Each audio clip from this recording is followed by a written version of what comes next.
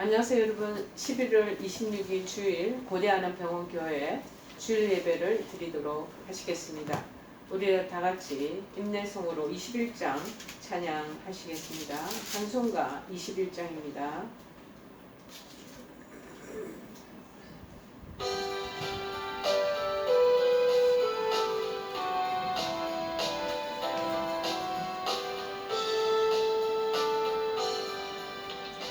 다 찬양하여라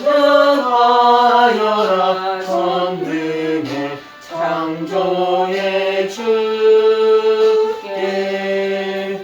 내모나 주 찬양 평강과 구원의 주님 성도들아 주 앞에 이제 나와 즐겁게 찬양하여라 다 찬양하여라 놀라운 만유의 주께 포근한 날개를 내품어 주시는 주님 성도들아 주님의 뜻 안에서 내 소원 다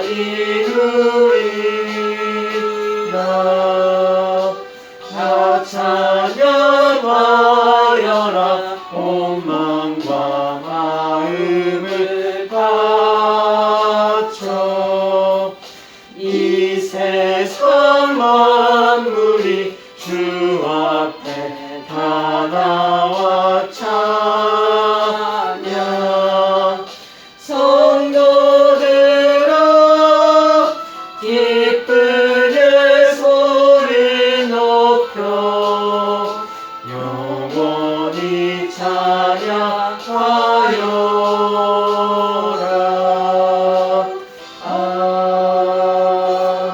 아멘.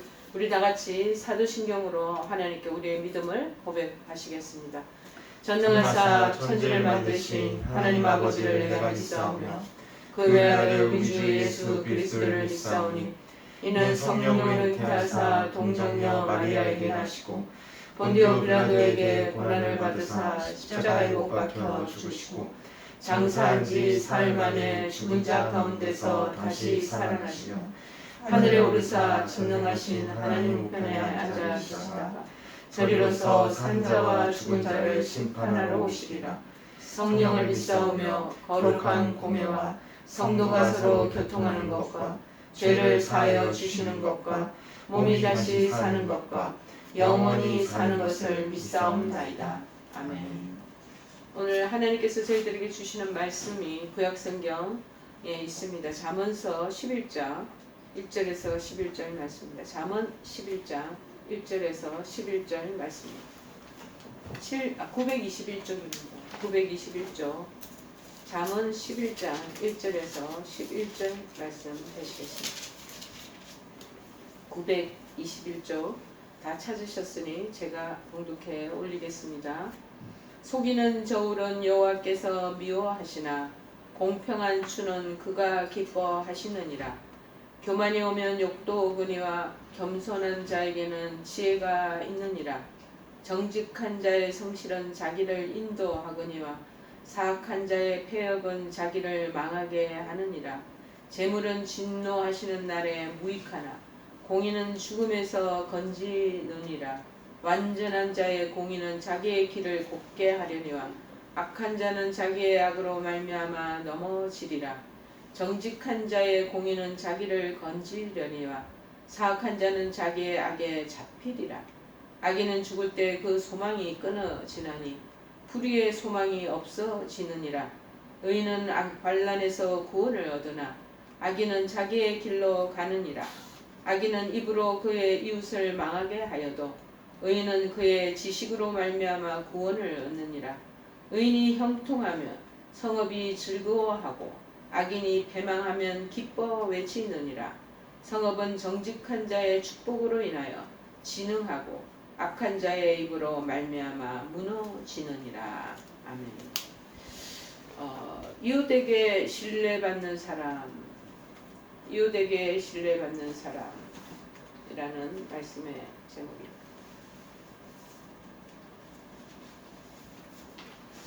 여러분, 아리스토텔레스는 사람은 사회적 동물이라고 설파했습니다.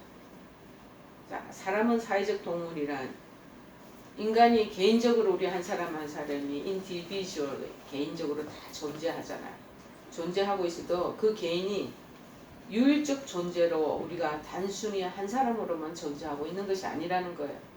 끊임없이 다른 사람과의 관계 속에서 서로의 그 공존하는 그 힘에 의해서 존재하고 있다는 생각에서 나온 용어가 바로 이 사회적 동물이다라는 이 용어가 아닌가 싶습니다. 즉 개인은 한마디로 말해서 사회 없이는 존재할 수 없다라는 것을 말씀하는 것 아니겠습니까? 그래서 아리스토텔레스의 이 사회적 동물은 정치적 동물이라는 말과 같이 인간은 사회에 소속되어 있는 사람이기도 하며 사회 공동체의 그 공동체를 형성하는 구성원으로서 형성자로서 포착될 수 있다라는 뜻이 내포되어 있습니다. 인간은 굉장히 쉽게 얘기해 사회의 어른이기도 하면서 사회적인 것과 동시에 또한 사회를 형성해 나가는 그러한 존재이기도 하다.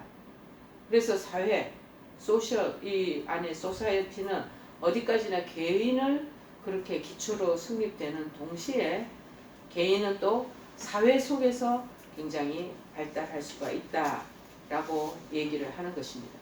자, 아리스토텔레스 철학자만 그렇게 한 것이 아니라 하나님도 우리를 창세기에 보면 창조하실 때 혼자 그렇게 단독으로 독보적인 존재로만 우리가 존재하도록 해놓지 않으셨어요. 아름다운 지상낙원인 에덴 동산에 아담을 처음으로 만드시고 그 갈빗뼈를 빗대어서 그 안에 하와를 짓게 되었고 서로 더 상부상조하도록 그렇게 살 수 있는 존재로 창조해 놓으셨다는 것입니다. 만약에 우리가 홀로 창조하는 것이 좋으면 하나님 아담을 혼자 살게 내버려 두시지 왜 하와를 옆에다가 그렇게 동반자로 배우자로 주셨겠습니까? 사람들끼리 그렇게 더불어 살아라 라는 그런 의미가 내포되어 있는 것입니다. 특별히 우리가 크리스찬이라고 그러면 믿는 사람이라고 그러면 즉 그리스도인이라면 사회와 고립되어 살아서는 안 된다라는 것입니다. 고립되어 살려면 저 산속에 혼자서 유유 그냥 여러 사람들 없이 그냥 혼자서 그렇게 자연과 더불어 살면 되지 않겠습니까? 불교는 그래서 저 세속을 떠나서 산속에 거주하는 그런 인간들로 그렇게 조속하게 그렇게 만들어 놓으셨어요. 근데 하나님은 우리에게 세상에서 나아가서 빛이요 소금이 되라 그렇게 말씀해 놓으셨던 것입니다. 빛이요 소금이 세상 속에서 그렇게 하라는 거예요. 근데 요새 TV를 보면은 자연인이다. 그래서 혼자 저 깊은 산중에 조그마한 오두막집을 짓고 그렇게 혼자 유저적하게 사는 그런 분들을 계속 지금 찍고 있는 그래서 몇 년째 그거를 이렇게 한 번씩 이렇게 들여다보면은 그거 어떻게 저렇게 사나 하는데 또 다 살아남더라고요. 그 사람들이 특징을 보면은 사회에서 여러 가지로 상처받고 그 다음에 아픔을 경험하고 또 세상에서의 그런 여러 가지 그 복잡다단한 그 삶에서 많이 부닥침을 받은 거예요. 그러다 보니까 사람도 싫고 세상이 싫은 거죠.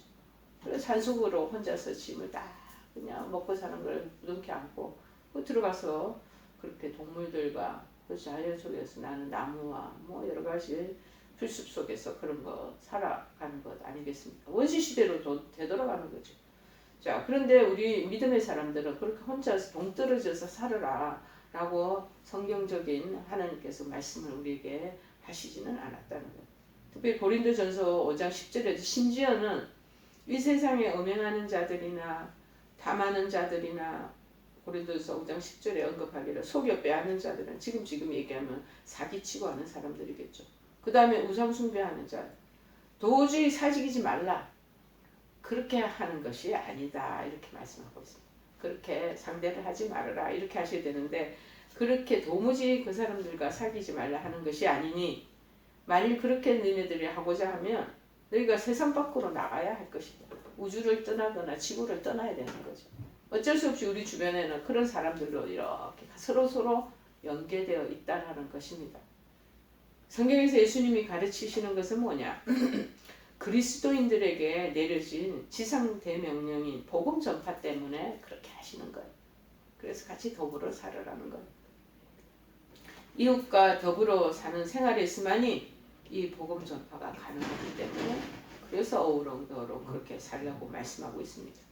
더욱이 우리가 이웃 사람으로부터 정말 신뢰받을 만한 사람이다 하고 막 그렇게 이구동성 칭찬을 듣고 좋은 평판을 받을 수 있으려면 즉 신뢰함을 받을 수 있는 이웃이 우리가 된다면은 하나님의 뜻을 이 땅에 펼치는데 한 걸음 우리가 앞장서서 가고 있는 지금 상황이라는 것이죠. 그래서 너무 우리가 우리 집 반경 안에 삶의 반경 안에서 벗어나서 다른 사람으로부터 평판을 듣는 것이 아니라 교회 안에서만 평판을 듣는 게 아니라 우리가 살고 있는 요 시점, 요 공간, 그 상황 속에서 주변 사람으로부터 좋은 그러한 신뢰의 말을 평가를 듣는 것이 중요하다. 그것이 바로 하나님께 영광을 돌리는 일이고 그것이 바로 복음을 전파하는 데 큰 디딤돌이 된다라고 얘기를 하고 있습니다. 자, 그러면 하나님의 뜻을 우리가 이 땅에 펼치는데 조금 우리가 실현해 나가는, 성취시켜 나가는 그러한 바탕이 된다라는 것입니다. 자, 그렇다면 이제 저나 여러분도 한번 곰곰이 생각을 해봐야 되겠죠. 우리 주변에도 이웃이 있지 않겠습니까? 친구나 동료도 있겠고 우리가 일하는 쉽게 얘기하면 이 사역지에 주변에서 우리가 관계 형성을 맺어가는 한우들도 있겠고 의료진들도 있겠고 그리고 주변에서 청소하시는 분들도 있겠고 뭐 다각도로 연결되어 있는 분들이 다 있잖아요. 그들에게 정말 그런 좋은 존경과 신뢰를 받고 있냐는 것이 그게 바로 좋은 그런 신뢰를 받고 저렇게 저 정직한 사람이라고 그런 부분에 대한 평판을 얻게 된다면 그게 바로 하나님께 영광 돌리는 삶을 살고 있다라는 증거가 된다라는 것입니다.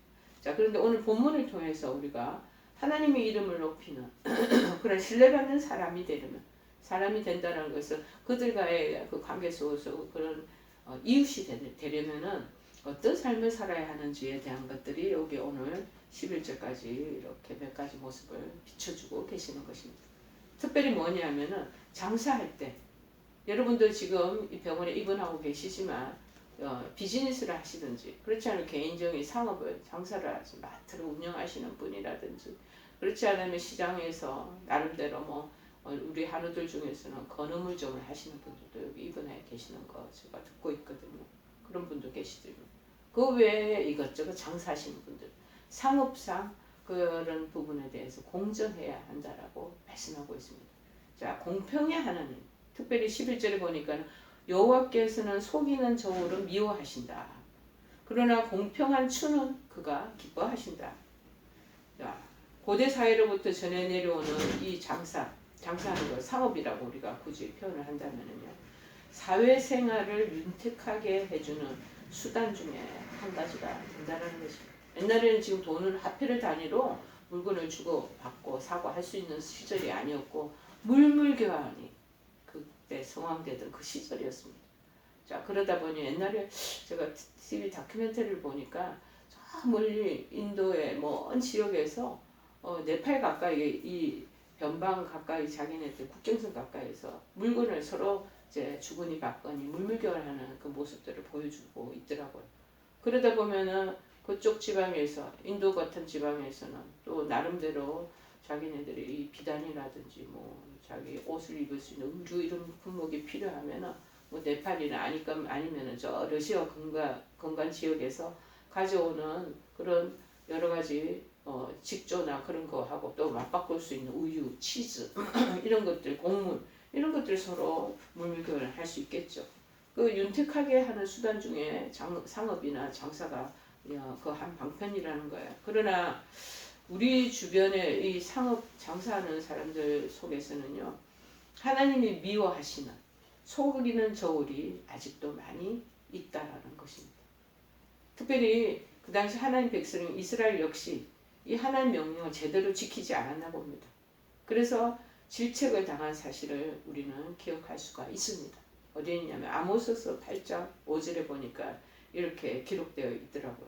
너희가 이르기를 월삭이 언제 지나서 우리가 곡식을 팔며 안식일이 언제 지나서 우리가 밀을 내게 할고 에바를 작게 하고 세계를 크게 하여 거짓 조울로 속인다라고 적혀 있습니다.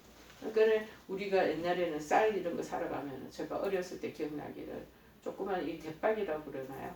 거기에다가 쌀을 듬뿍 넣고 미는 이를 동그랗게 만든 잣대 비슷한 걸 싹 깎아서 그렇게 뭐 한 대, 두 대 팔았던 시절이 있었던 것 같습니다. 그럴 때 만약 그 대박 크기를 용량을 아주 작게 줄인다거든요. 조금 더 그 부분을 깎아서 그렇게 해서 자기네들의 순전한 이익을 보기 위해서 그렇게 이제 도량을 만든다면 그거 속이는 거죠. 자기한테 적게 주고 자기는 이윤을 많이 남기는 그런 모습이 아니겠습니까? 이러한 속이는 저울은 불공정한 상거래를 자꾸 부추기는 것과 같다는 거예요. 그래서 장사하는 사람들과 소비자 간에 불신이 쌓이게 돼요. 그리고 불공평한 그런 부의 재분배 등 이것이 점점 나아가서 사회의 병폐를 낳게 된다는 것입니다. 이렇게 속이는 저울을 자꾸 사용하므로 결국에는 서로가 서로를 믿지 못하는 사회의 악을 조장하는 이웃이 된다면 우리가 섬기는 하나님, 만약 크리스찬 교회 장로님이 그렇게 한다면 그렇게 한다면 아무도 그 식당을 사용하지도 않을 것이고 예수 믿는 사람들에 대한 그런 뒤에서 보이지 않는 얼마나 비평을 많이 하시겠습니까? 하나님 나 안 믿는다. 교회 나 저 사람이 교회에 다니기 싫다. 뭐 이렇게 하지 않겠습니까? 그러므로 우리는 정직한 그러한 상인으로서 역할을 해야 된다는 것. 또 우리 스스로도 소비자로서 정당한 가격을 내고 그러면서 각자의 위치에서 속이는 저울 이런 부분들에 대한 것들을 잘 우리가 가다듬으면서 이웃들에게 본이 되어 사회 구성은 모두 정직한 삶을 실천할 수 있도록 노력해야 된다는 것. 근데 한 2배로 껑충 값을 옮겨놓고 그리고 프라이스 가격을 딱 매겨놓고 나중에 또 그것을 막 바가지 씌워놓고 깎아요. 또 반 이상으로. 어떤 저 태국인가 어딘데 갔는데 보니까는 베트남도 그렇더라고. 터무니없이 값을 엄청나게 고가를 불러요. 근데 깎다 보면은 반 이하로 막 깎아서 그런데도 또 그거를 저희들에게 판매를 해요. 그럼 얼마나 높였다는 거예요, 가격을. 그런 부분들에 대한 것들이 불공정하지 않겠습니까? 그러니까 서로 적당하게 자기도 이문을 얻고 소비자에게도 좀 그 부분에 대한 혜택을 줘야 되는데 그러지 못하면 이런 불신에 그래서 지금 뭐 베트남이나 그렇지 않으면 태국 이런 데 여행 가는 사람들은 완전히 반으로 깎아야 된다 그렇게 얘기하는 게 자기네들이 그 불문연수로 그렇게 되어 있더라고요. 자, 그래서 우리 먼저 신앙인들은 어떻게 해야 되나? 선한 행실을 통해서 하나님께 영광을 돌려야 하는 거 우리 크리스찬들의 입장이잖아요. 우리는 그것을 지금 목적으로 삼고 신앙생활을 하고 우리의 삶을 영위해 나가고 있습니다. 그래서 정직한 이웃이 되는 길은 결코 다른 것 뭐 엄청난 것에서 그것을 베풀고 하는 것이 아니라 현재 내가 사는 이 장사 주고받는 이러한 상황 속에서 이루어져야 된다는 것입니다. 특별히 이제 여러분들이 소속하고 있는 직장이나 그렇지 않으면 일터나 사업하는 현장이나 그런 소속에 연결되어 있는 그 반경 안에서 정직하고 진솔하게 그렇게 나아간다면 그분들을 하나님 앞으로 잘 인도해 가는 길이 되지 않겠나 싶습니다. 어저께인가는 제가 어떻게 돌리다가 잠깐 어느 미디어를 기독교 방송인데 또 보니까는 주식을 하는 주식에 대한 그 안에서 그 총체적인 매니저 역할을 하는 사람인데 그렇게 그분이 하는 말이 굉장히 머릿속에 뱅뱅 돌더라고요. 돈을 자꾸 만지다 보면은 무엇보다도 자꾸 쉽게 얘기하면 속물이 된다는 거죠. 돈 아니 사람도 돈으로 보인다는 거. 그렇게 되면 그 부분에 대한 이익을 많이 남기기 위해서 하나님 말씀에 대한 것, 교회 다니는 것에 대한 것과 전혀 무관하게 내 영혼이 피폐하게 만든다는 거죠. 그렇기 때문에 자기가 주일날 한 번씩 교회를 가는 목적은 그래서 어찌 보면은 자기가 목욕하는 기분으로 우리가 옛날에는 온수가 많이 없을 때 일주일에 한 번 목욕탕에 가서 목욕을 했듯이 목욕하는 기분으로 마음으로 그래서 교회에 가서 예배를 드리고 돌아온다라는 얘기를 하는 그 말을 들었습니다. 여러분 마찬가지 아니겠습니까? 장사하다 보면 더이 많은 이문을 자기가 취하여 취득하려고 그러고 어쩌면 그렇게 하기 위해서 정직하게 하면은 이문이 많이 취해지지 않잖아요. 그러니까 속여되는 거야. 누구를? 상대방을 소비자를 적당하게 눈을 가리우게 하고 잘 이 부분에 대한 거를 막 혼돈스럽게 하고 그러고 난 뒤에 이제 쉽게 얘기하면 물건을 주고 좀 더 값을 높여치면서 그거를 자기가 이득을 취하는 거란 말이죠. 그러니까 이런 부분에 대한 것들을 그 주식을 매각하고 하는 그 입장에서 운영하시는 그분이 굉장히 성경적인 일들을 얘기하는 것을 제가 들은 적이 있습니다. 그래서 저분을 저렇게 주식하면은 전부 다 우리가 현실 속에서 완전히 세속적인 사람으로 그렇게 우리가 다 평가를 하는데 저분은 또 저렇게 나름대로 그 안에서 하나님의 원리 원칙을 또 제공하려고 애를 쓰시는구나라는 걸 느끼고 왔습니다. 자, 두 번째는 뭐냐? 하나님 앞에 하나님 이름을 높이는 정직한 그렇게 신뢰받는 이웃이 되려면 겸손해야 된다는 거. 우리 늘 아는 얘기예요. 정직한 이웃으로 인정받으며 그 다음에 신뢰받는 사람으로 칭찬받기 위해서는 겸손해야 된다고 2절에 언급하고 계십니다. 교만이 오면 욕도 오거니와 겸손한 자에게는 지혜가 있느니라. 이 로순이라는 사람이 말하기를 교만이라는 것은 뭐냐? 지나치게 자기를 존중하는 마음, 자기를 높이는 마음. 이것은 하나님이나 우리들 자신 그리고 다른 사람들을 무시하는 데서 생겨난 것. 자기만 높임받고 다른 사람들은 하나님을 비롯한 모든 타자들을 다 낮춘다라는 것입니다. 그래서 자기를 이런 다른 말로 표현하면 과대평가하는 것. 과대평가에서 과도한 자기 과시를 하려는 교만한 사람, 이 좋아하는 사람이 없습니다. 그것 밑에 사람들이 모이지 않습니다. 이웃으로 대접하며 그렇게 겸손할 때 사람들이 그 밑에 많은 사람들이 모이게 마련이라는 것입니다. 또 우리가 이렇게 살펴보면 이 불신앙적인 사람들 이 보면은요 그냥 믿는 사람들을 적대시해요. 또 그들을 대적하려는 그런 사람들 안에서 무슨 하나님을 우리가 발견할 수 있겠습니까? 각 교회에 출입하는 신입 교인들도 마찬가지입니다. 성도들도 각 교회에 입문한 사람들도 뭔가 모르게 배우려고 그러고 옛날에 가지고 있던 자기 옛사람들도 좀 내려놓고 새 믿음의 길을 걸어가면 새로운 우리가 지침을 따라가고 하는 뜻을 쫓아야 되는데 그 부분에 대해 관심이 없어.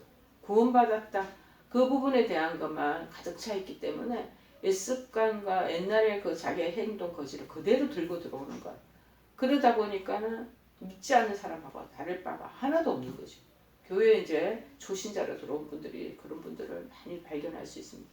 그런 사람들을 예수님 드러내기가 하나님의 뜻을 하나님을 저 사람 믿는 대표구나 성도구나 누가 인정을 하겠습니까? 자, 그런데 하나님과 사람 앞에서 교만한 사람에게는 오히려 하나님께서 모욕이 주어진다라는 것을 말씀하고 있습니다. 이사야서 2장 11절에 언급하시기를 그날에 눈이 높은 자가 낮아지며 교만한 자가 굴복되고 여호와께서만 홀로 높임을 받으시리라. 정말 하늘의 신이 되시는 하나님 아버지만이 높임받을 수 있는 자격과 그러한 대상이 되는 것이지 인간이 그의 버금가는 위치에 있어서는 안 된다라는 것을 우리에게 말씀하고 있는 것이죠. 자, 그러면서 그러나 자신을 낮추는 자는 그러한 겸손을 품는 자는 화평을 낳기는. 이 겸손한 사람들의 특징이 뭐냐? 주변에 사람이 왜 자꾸 모여요? 화목을 도모하여 평화가 있는 거예요. 그렇지 않고 경쟁하고 그보다 내가 더 올라가려고 그러는 그런 마음이 있는 사람들한테 보이지 않는 갈등과 다툼과 분쟁이 계속 끊임없이 일어나는 거예요. 교회에서도 구역 식구들을 이렇게 한번 보세요.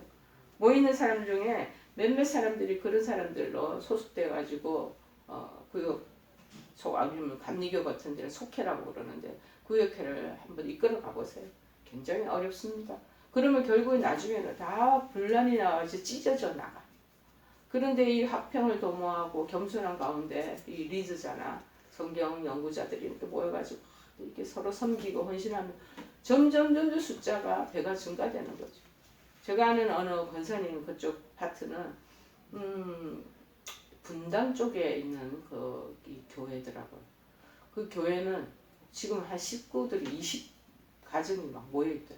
그래서 내가 그거 쪼개야 된다. 그 20가정씩 모여있으면 집집마다 돌아다니면서 식사 대접하고 이거 같이 서로 비록 다가를 하더라도 너무 많은 숫자가 모인다. 그럴 때는 자꾸 분리해가지고 그렇게 떼내야 되는데 그런데 너무 사이가 좋으니까 자꾸 모인다는 거야. 그러다 보니 한 20가구가 돼가지고 아이들까지 합하면 성탄절 이럴 때는 엄청 많이 모인다고 얘기를 하는 것을 들은 적이 있습니다. 자, 시편 37편 11절에 언급하시기를 그러나 온유한 자들은 땅을 차지한다. 겸손하고 온유한 자들은 그 안에 자기네들이 영육이 점점 방대해지며 풍성한 화평으로 즐거움이 더하여진다. 그래서 이웃과 더불어 화목하는 것이 중요하다는 것을 말씀하고 있습니다. 그러므로 내 자신, 내 스스로보다 이웃을 더 낮게 여기는 것을 우리가 겸손이라고 하거든요. 이 겸손은 이웃으로부터 옆에 있는 사람들로부터 인정받을 수 있는 길이 되는 거예요. 그렇게 이웃으로부터 인정을 받으면 두 번째는 뭐냐?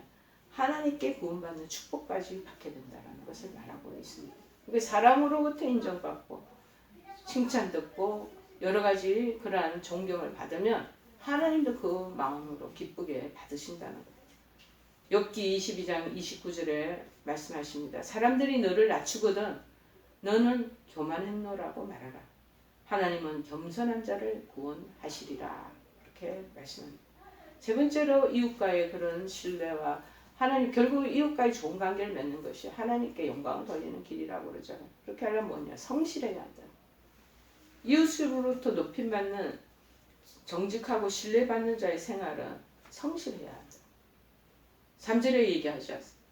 정직한 자의 성실은 자기를 인도하거니와 사악한 자의 패역은 자기를 망하게 하느니라. 자, 대조적인 그 패역한 생활과 성실한 생활을 이렇게 강조하고 있습니다. 자, 9절에는 또 언급하시기를 악인은 입으로 그의 이웃을 망하게 하여도, 그러니까 뒤에서 계속 악담하고 디스하고 평가하고 낮춘다. 이웃을 망하게 해도 의인은 그의 지식으로 말미암아 구원을 얻느니라. 자, 그런데 지금 오늘날 어떻습니까? 오늘날은 흔히 가치관의 혼란 시대라고도 다들 이구동성 말하고 있습니다. 그런데 이 프랑스 사회학자인 드루켐이라는 사람은 이 대표적인 이 기능적인 일탈 이론의 창시자이죠. 그러니까 아노미 이론을 주장해서 아노미라는 개념을 최초로 만드는 이분은 A는 무라는 접두사의 의미를 가진대. 그런데 이 놈이라는 거에 NOMI가 원래의 단어가 NORM이라. 이게 두 개 합쳐져서 만들어진 복합어인데 즉 무규범이다. 그러니까 쉽게 얘기하면 규칙이 없고 법도가 없다는 거예요. 이 사람 말하기는 뭐냐면 급격한 이제 사회가 변화가 막 일어나면서 기존의 사회를 지탱하고 있던 규범, 이게 원리 원칙 이렇게 자꾸 붕괴되고 와야 된다는 거예요. 그렇게 와야 되면 사람들이 이제는 그 규범이 없어지고 사라져 점점점 희석되어 버리며 어떻게 행동해야 좋은 것인지, 어떻게 행동해야지 가치 있는 것인지 이 혼란을 막 겪게 된다는 거예요. 우리나라가 지금 우리 사회도 지금 그렇게 되지 않습니까? 뭐 MZ세대라고 그러고 점차적으로 지금 세대적인 혼란이 막 일어나요. 특별히 지금 우리는 코로나 팬데믹을 맞고 난 이후에 그 이전과 이후의 세대가 보이지 않고 엄청 달라지고 있습니다. 그래서 심지어는 우리가 집에서 가정에서 식사를 하고 만들어 먹던 이 시대에서 지금 배달 문화로 바뀌어지고요. 그러다 보니 배달 운영하는 쉽게 이제 설명을 하자면 오토바이 수단이 막 팽배해지고 이 사람들이 빨리빨리 저녁 시간에 내가 이렇게 보면은요 그 배달하기 위해서 그리고 또 많은 자기가 또 그 부분에 수입을 얻기 위해서 빨리빨리 배달해야 되잖아요. 음식 식지 않으려면 또 더 교통 준수하는 거 다 물시해버리고 그 빨간불인데도 정지선을 그거를 규칙을 위반하고 막 달려가는 거예요. 그 앞에 이제 교통에 운전하다가 이렇게 보면은 빨간불 서 있는 사람 잘 없어요. 그 오토바이자들이 막 다 그냥 이구동성 출발을 하는 거. 그러다 보면 교통사고 일어나고 아주 여러 가지 참변을 당하는 일들도 비일비재한 것. 이제 지금 막 가치관은 혼란시. 빨리 배달해야 된다는 자기의 세계에 막 갇혀 있어. 그리고 내가 요번에는 오늘 하루는 수당을 더 많이 이걸 벌어놔야 된다. 해가지고 그런 이 정지선을 지켜야 하는 그런 것들에 대한 관념도 지금 막 혼란스럽게 되는 거예요. 그러니까 급격한 이런 사회 변동이 일어나면은요, 무엇보다도 규범이, 원리, 원칙이 붕괴 자꾸 이게 와야 되는 거, 무너지기 시작하는 거. 그러다 보면 사람들이 가치관이 곤란이 막 이러고, 몇 년 전에는 저런 게 옳았는데, 지금 현대에는 또 그렇게 했다면 라떼라 그러고, 또 옛날 캐캐 먹은 소리라 그러고, 무시해버리잖아요. 그러다 보니 중간에 낀 세대들은요, 옛날에 가지고 있던 소리, 우리들의 전통적으로 유지해왔던 그 가치가 오늘날의 세대에서는 젊은 신세대에서는 그것이 막 공격을 당하거든요. 그러니까 이거를 맞춰주자니 그렇고 또 옛날을 고수하자니까 또 옛날 가지고 있는 유물을 그렇게 개성시켜 나간다. 라떼다 하면서 또 은근히 그것들에 대한 것들을 지적하잖아요. 그러다 보니 좋은 자기가 이제 시대를 쫓아가는 그렇게 좀 뭐라 그럴까요? 좀 세련된 그런 세대 안에 들어가기 위해서는 옛날 것을 내려놓고 젊은 세대 것을 받아들이고 그것을 흡수하기 시작하는. 그래서 이게 맞는지 저게 맞는지 막 혼란의 시대가 들어오기 시작하고 특별히 TV 방영을 보면 저는 더 그렇다고 생각합니다. 제가 내 주장하는 게 뭐냐. 요새 신세대 30대 초반이나 중반의 세대가 다 PD에 연출가야. 갓 응용이나 그런 미술이나 음악이나 그 다음에 작가 공부를 하고 나와서는 대거 진출을 하게 됩니다. 이 사람들은 우리가 가지고 있는 사상이나 가치관보다 훨씬 앞선 생각이나 가지고 있는 구조들을 다 가지고 들어온다. 그거를 통해서 안에 여러 가지 예능계를 주름잡고 이끌어가죠. 그렇지 않으면 드라마를 이끌어가죠. 그러다 보니 그걸 앉아서 보는 방 안에서의 시청자들은 또 누구겠습니까? 40, 50대, 60대 막 이런 사람들이 그걸 보면 못 따라가는 거야. 그러나 TV에서 저렇게 방영하니까 저게 옳은가 보다 막 그렇게 가요. 그러다 보니 가정에서의 윤리적인 기준도 점점 와야 돼버려. 그래서 부부관계에 여러 가지 지켜야 될 그런 부분들도 다 원칙과 기준이 다 무너져 버려. 그래서 성교육의 그런 부분에 혼란이 형성이 되고 자녀 세대를 양육해야 될 문제 그런 것까지에도 영향을 미치게 되고 특별히 이제 부모 세대와의 관계 속에서 일어난 여러 가지 이 부조리가 계속 발생하기 시작하는 거예요. 자, 이렇게 하면 일탈 행위가 막 일어나는 거예요. 사람들을 이끌어주는 규범이 이제 상실됨으로 말미암아 사람들이 머릿속에 이제 법이 없다. 내 마음이 원하는 대로 내가 추구하는 대로 내가 입장을 내가 반영하는 대로 내가 끌어가야지. 뭐가 나쁜지 뭐가 착한지 지금 모르게 되는 거야. 그래서 자기도 모르게 기준이 없는 나쁜 짓을 저지르고도 양심의 가책을 못 받는 그런 일들이 종종 TV나 이런 뉴스 시보에서 나타나지 않겠습니까? 한때는 지하철에서 다리에 좀 자기 다리에 부딪혔다고 10대 청소년이 70대 노인을 무차별 폭행한 경우도 있지 않았겠습니까? 노인을 폭행하면서 기준이 없어진 거예요. 여러분, 우리 사회가 변동되면서 우리나라를 지탱하고 대표적인 그 규범이 이제 유교 문화거든요. 기존의 기성세대와 그 같이 공감해서 가야 되는 이 문화가 점점 붕괴되어 버리고 이 유교 규범이 점점점 무너짐에 따라서 경로 사상도 퇴조하게 되고 사람들이 노인을 공경하는 태도도 점점 없어지고 노인 폭행은 다반사고 아동 학대도 마찬가지고 그렇게 하는 막 혼란의 시대가 발생하게 하고 있다는 것입니다. 현대산업 사회에서 이 가치관 문제는 주로 뭐 때문에 제일 팽배해지는 줄 아느냐 하면은 물질주의, 물질 우상숭배.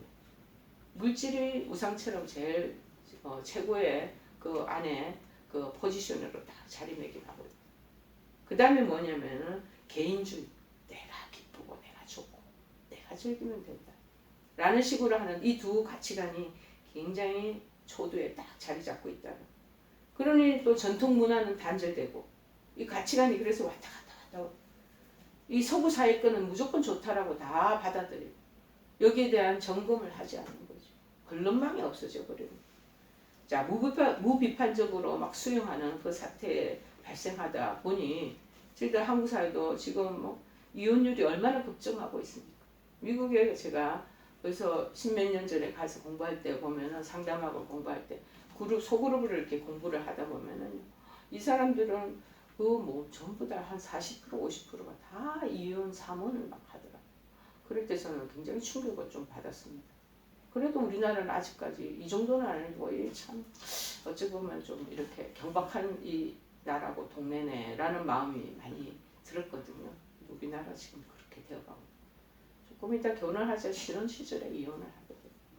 그 다음에 뭐 여러 가지 고부간의 갈등 때문에 그 부분이 또 그래서 이 관계가 와해되고 지금 이런 혼란주의 시대가 지금 현재 시대가 아니겠습니까? 물질주의, 개인주의뿐만 아니라 이기적인 개인주의가 또 들어온 거예요. 한국 질서, 사회 질서를 혼란케 하고 사회 윤리와 도덕이 이제 흔들거리게 되는 중요한 사회 문제로 이슈화되고 있습니다. 자, 이런 가치관의 상실은 인생에 끝없는 방황을 낳게 됩니다. 여러분, 기준 없이 삶을 살아가지고 내가 원하고 내가 좋아하는 추구하는 쪽으로 한번 살아보십시오. 여러분, 그러면 자기 인생도 마찬가지로 그렇게 붕괴되고 와해되는 것을 본인들이 직접 직면하게 되는 것입니다. 삶의 목적이 없어지고 의미를 상실하게 되고 올바른 재물관에서 벗어나게 되고 흥청망청. 그 다음에 그것을 자기 육체도 자기 마음대로 그냥 성적으로 그 모든 것을 부리고 누리고 살다 보면 성결한 삶에서의 이런 것들을 추구하는 것이 점점 결여되는 세상이 되고 만다는 거예요. 그래서 거짓을 일삼고 양심을 속이고 그런 사특한 자가 따르는 게 아니야. 그런 사람들이 사특한 사람이 된다라는 것입니다. 여러분, 그런데 마태복음 22장 39절에는 참 이렇게 말한 것이 오늘 말씀을 통해서 보면서 이렇게 기억이 이렇게 떠오르더라고. 내 이웃, 나 중심적인 게 아니라 내 이웃을 내 몸과 같이 사랑하라. 이거 전부 다 옛날 고루한 사상입니까? 이것이 바로 그런 라떼 사상입니까? 상대방에 대한 관심을 가지고 배려를 하라는. 그리고 책임과 존경이라는 이 성분을 잘 먹고 자란다면 이 사랑이 가장 그 안에서 이렇게 꽃피워질 것이라는 것을 말하고 있는 것이죠. 여러분, 내 편만 편애하지 말고 상대편도 이해도 해주고 그 존재 가치를 인정하는 그런 골고루 배분되어 있는 사랑의 그런 정신이야말로 이게 바로 성경적인 가치관이 아닌가 그런 마음이 드는 거죠. 여러분, 여기 손바닥 소용이 없다고 손등만 인정해주면 이거 무슨 한 손이 되겠습니까? 손의 진정한 가치가 뭡니까? 손등인도 있어야 되면 손바닥도 이게 우리가 인정해줘야 됩니다. 차가운 우리 머리가 있는 대신 따뜻한 이 가슴도 또 있어야 됩니다. 이게 두 개가 다 균형을 이루어야 되지 않겠습니까? 냉철한 이성만 이것을 가지고 있다면 마음이요 아무리 풍성해져도 이 부분에 대한 본선이 또 있게 된다라는 것입니다. 서로 이 존재를 인정하고 우리 몸의 부분도 인정하고 아껴주듯이 해야 된다는 것입니다. 마찬가지로 내 생각, 내 가치관이 소중한 만큼 상대방의 얘기도 들어줄 수 있어야 돼. 남의 가치관 역시 귀중하다는 것을 그것을 인정해 줄 수 있어야 한다는 것입니다. 자, 오늘 본문에 나타난 내용처럼 정직한 자의 성실은 자기 자신을 충분히 인도해 준다. 그래서 규모 있고 지혜로운 삶을 살게 해준다는 것. 대표적인 우리 인물로 성경에서 굳이 꼽아보자면 다니엘을 들 수 있어요. 다니엘서에 보면은요 포로 생활을 하고 그곳에서 벼슬을 좀 얻은 사람이 되었던 것입니다. 그런데 그의 가치 기준이 뭐냐? 하나님의 뜻을 성실하게 이행하는 거예요. 지금 볼모로 그 외지에 가서 거기에서 좋은 인정을 받아서 그곳에서 좋은 관리로 자기가 그곳에서 벼슬 자리를 얻었지만 그 사람들한테 휘둘리지도 않고 그들의 법에 그들에게 또한 굴복하지도 않고 가지고 있는 자기의 하나님 뜻의 그 가치관을 분명히 갖고 있는 다니엘을 우리가 볼 수가 있습니다.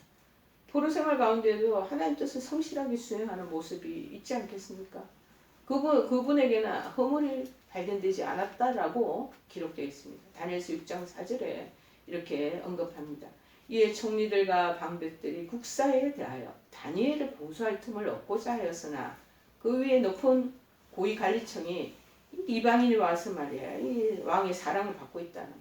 그래서 어떻게 하면은 이 고소할 틈을 얻어갖고 저 자들을 추방하고 내쫓아야지 하고 막 찾아봤지만 능히 아무 틈 아무 허물을 얻지 못하였으니 이는 그가 충성되어 아무 그릇함도 없고 아무 허물도 없음이었더라. 찾으려도 찾을 수가 없는 거예요. 그처럼 우리도 마찬가지입니다. 하나님의 뜻을 기준 삼아야 한다라는 것입니다. 저는 이 하나님이 안 계셨으면 나 인생 참 엉뚱하대로 흘러갔겠다라는 마음이 그렇게도 자주 듭니다. 참으로 이 가치관이 혼란 시대에 살고 있고 어느 것이 척도가 되어야 되고 기준이 되는 것을 이거 뭐 누가 알려주는 사람도 없고 요새는 스승이 없는 시대가 되고 말았잖아요. 근데 하나님 말씀이 우리의 스승이에요. 우리 갈 길에 이게 귀한 안내판이 되어주니 이것이 저가 인생을 살아가는데 얼마나 복이 되는 것인지 또 생각을 하게 됩니다.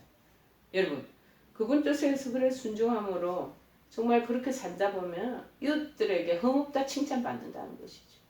하나님 말씀의 그 기준과 원칙과 그 법대로 잘 살아간다면 이웃들은 자연적으로 그 부분에 대한 성실한 삶에 대해서 좋은 평가도 내리고 그 사람을 또 신뢰하게도 된다라는 것입니다.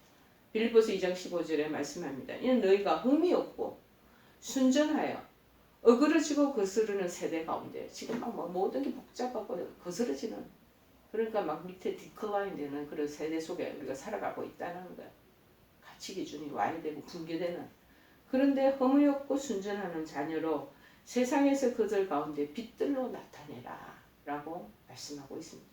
그래서 지금 오늘날의 세계는 기만이 가득한 세계 부패가 난무하죠. 정치가들 보세요. 지금 뭐 김 누구누구시는 지금 뭐 코인을 해가지고 더 어려움을 갖고 있죠. 유명한 이름 내놓으라는 당대표는 또 다른 여러 가지 여타의 것에 그냥 전부 다 연루되어 있죠. 파면 끝없이 나올 거예요. 자, 그런 이 부패, 이 부정의 세계, 이 사회에서 한 조그만 부분에서부터 우리가 정화시켜 나가는 그래서 사람들과 하나님께 신뢰받는 그런 정직한 자가 되어야 되지 않겠나 싶습니다. 여러분, 우리 각 개인도 그리고 우리가 구성되어 있는 이 사회도 그리고 우리나라 전체가 바로 서는 것이 참으로 중요합니다. 그런데 그 기준이 지금 없는 혼란의 시대라고 하잖아요. 근데 중요한 것은 하나님 말씀이 주축이 돼서 구심점을 이루어서 그렇게 나나 사회나 국가가 바로 서는 것이 필요하다는 거예요. 그러므로 말미암아 건강한 이 조직이 잘 형성되어 간다라는 것이죠. 여러분, 우리 가치관의 혼란 속에 있다고 당황하지 마십시다.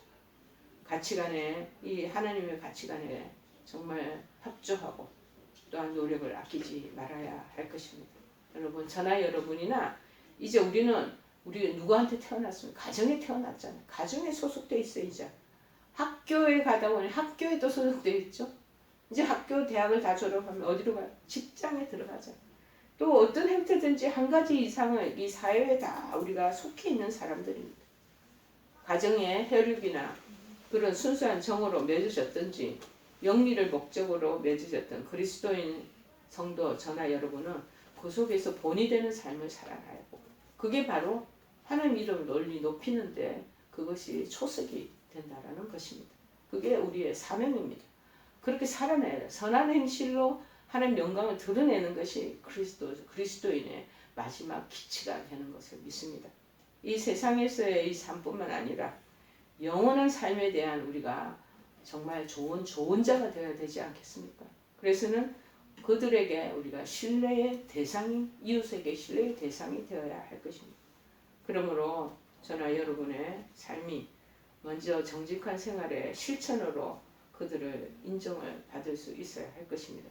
그래서 매일의 생활 가운데 골로새서 3장 22절에는 우리에게 이 말씀을 권고하고 계십니다. 사람을 기쁘게 하는 자와 같이 눈가림만 하지 말고 주를 두려워하며 성실한 마음으로 하라. 사람 앞에서 알랑알랑하고 그 자리에 라인에 줄서가는 거 하나님 그거 기뻐하지 않는다는 것이죠. 자, 하나님을 두려워하며 성실한 마음으로 그렇게 하나님 뜻을 추구하면서 잘 나간다면 그것이 바로 하나님과 사람 앞에서 동일하게 기쁘게 쓰임받는 그런 성도가 된다는 것을 우리에게 오늘 말씀해주고 계시는 것입니다. 여러분, 우리에게 이웃 신뢰받는 우리 스스로가 되려면 어떻게 하느냐, 오늘 말씀을 통해서 잘 우리 곰곰이 묵상하고 스스로를 잘 추스리러 나가는 우리가 되기를 바랍니다. 우리 다 같이 찬송가 198장 찬양하시겠습니다. 198장입니다.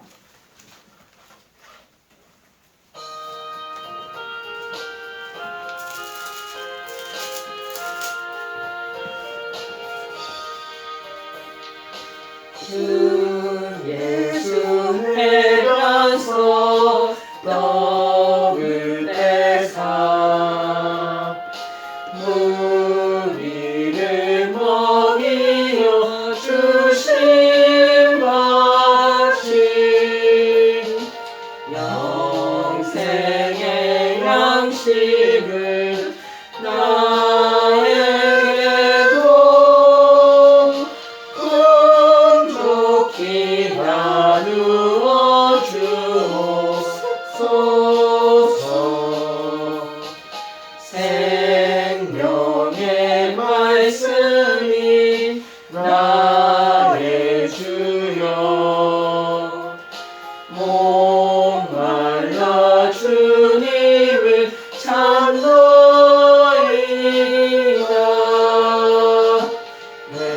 내면서 우리를 먹일같이 갈급한 내 심령 채우소서. 내 주여 진리의 말씀으로 사슬에 얽매인 날 푸시사 내 맘의 평화를 누리도록 영원한 생명을 주옵소서. 성령을 내 맘에 보내셔서 내 어두운 영의 눈 밝히시사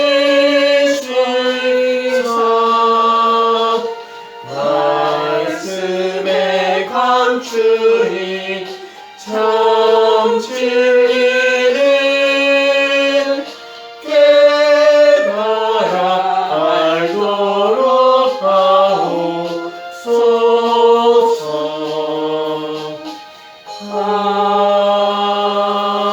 아멘. 기도하시겠습니다. 하나님, 이 세대는 혼란의 세대고 가치관이 정립되지 못하는 그러한 시대 속에 살고 있는 저희들입니다.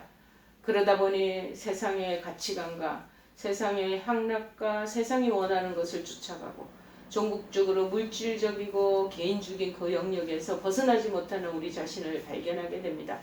그러나 주님이 우리를 믿음의 사람으로 부르셨고 구원 얻게 하셨으며 또 믿음의 길로 나아가라고 우리를 이끌어 주심에 우리는 정말 주님께서 기뻐하시고 원하시는 그러한 정직의 삶을 살도록 도와주옵시고 성실한 삶을 우리가 이행해 나갈 수 있는 우리 바탕이 되게 하옵시며 겸손하도록 주님 역사하여 주셔서 전국적으로 하나님의 빛과 영광을 드러낼 수 있는 저희들 될 수 있도록 역사하여 주시옵소서.